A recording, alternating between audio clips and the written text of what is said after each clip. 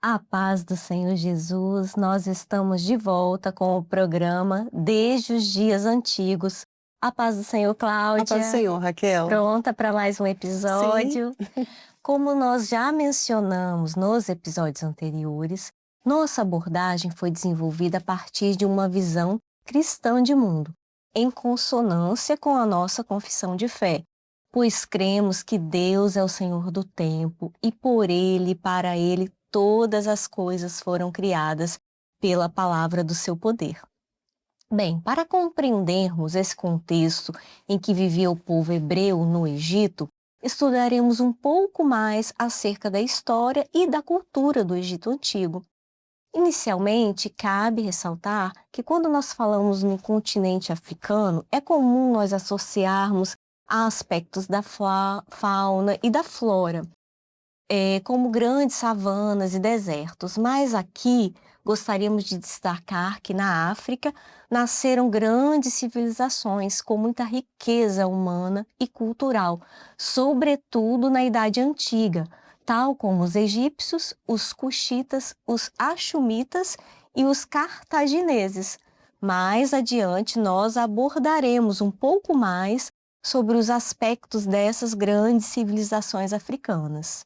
Acompanhe conosco a localização geográfica do Egito na tela. O Egito foi o berço de uma das civilizações mais destacadas da antiguidade, com referências históricas de 3200 a.C. O historiador Heródoto traz referências históricas importantes de suas viagens por volta do século V a.C. e proferiu uma frase marcante, a frase de Heródoto: o Egito é uma dádiva do Nilo. A imagem do deserto do Saara vocês podem contemplar aí na tela. De fato, quando observamos a imagem do deserto do Saara, do Egito, e o rio Nilo, podemos observar a importância do rio para a região. Bem, o deserto do Saara é considerado o deserto mais quente do planeta, com uma extensão territorial comparável à da Europa inteira. O rio Nilo, durante os verões, enchia-se e transbordava, recuando no período de novembro. As terras que ficavam alagadas durante esse período de cheia eram cobertas por um humus, uma camada de matéria orgânica, de forma que o solo dessa região se tornava fértil e dava condições para o cultivo do solo, e ao longo de toda a sua extensão se podia então realizar plantações. O Nilo era essencial para a sobrevivência dos grandes grupos humanos nessa parte da África, fornecendo água para irrigação. Era também importante não apenas na agricultura, mas também nas construções, uma vez que se erguiam construções a partir do barro extraído do Nilo.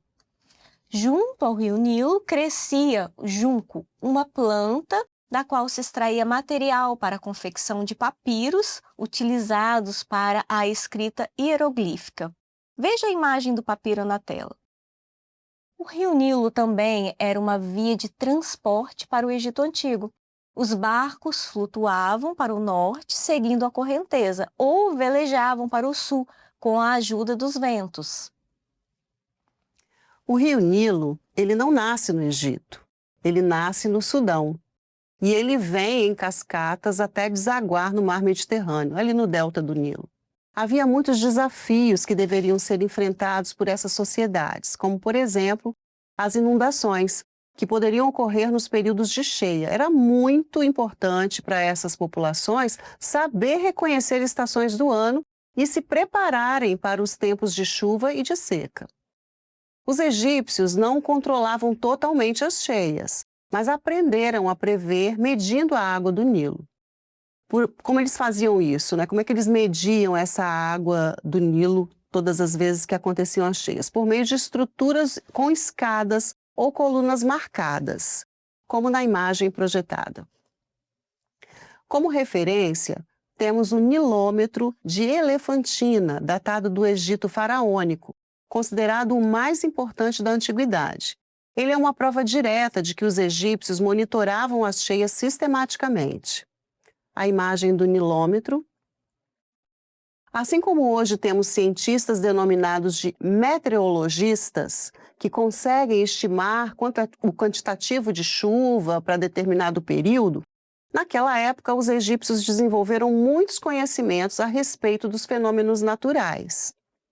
Algumas das técnicas desenvolvidas pelos egípcios eram os canais de irrigação, barragens e reservatórios, obras que exigiam muitos recursos materiais e trabalhadores. São as obras hidráulicas, eram povos que dependiam desse tipo de obra.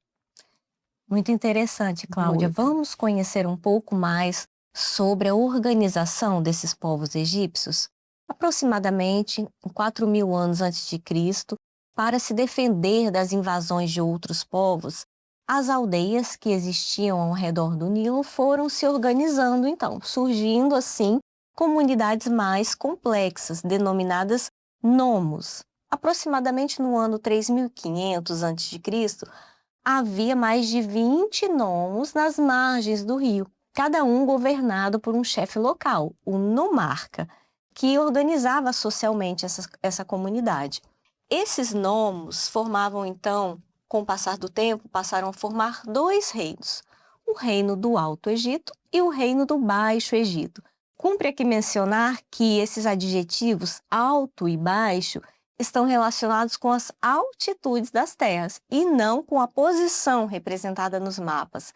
O Alto Egito ficava na porção sul do território, onde o rio Nilo nasce e desce para a costa do Mediterrâneo, no norte, onde ficava o delta do Nilo.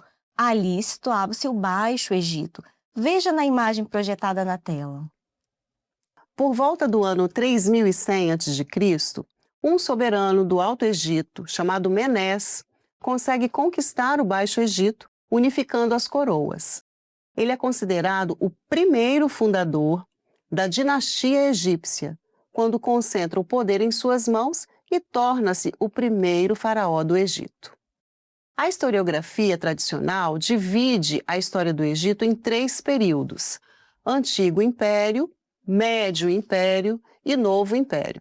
É possível que tenha sido no período do Médio Império que a família de José tenha chegado ao Egito.